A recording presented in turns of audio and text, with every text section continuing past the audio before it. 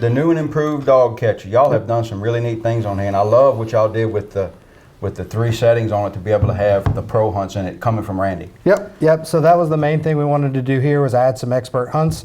We got 3 custom expert hunts that Randy developed. Just hit the button and it plays through a full set as he would play it, as well as 9 other predator sounds. It's amazing to have those, because if you watch Randy when he is hunting and explain him what he's doing, he'll explain each scenario and what he needs to do next, and it's amazing. And I've tried to do those and follow the way he does it, and I always do something backwards, so to be able to do that and just hit a button and let it go is perfect. Yeah, great for beginners or experts who have done it a long time. But if you're an inexperienced coyote hunter and you want to sit down and just hit a button and let it roll, it's perfect. So. Magnetic remote. Yep, magnetic remote, about 100-yard range. It runs off of 2 AAAs. The unit runs off of 4 AAs, so standard batteries, easy to find.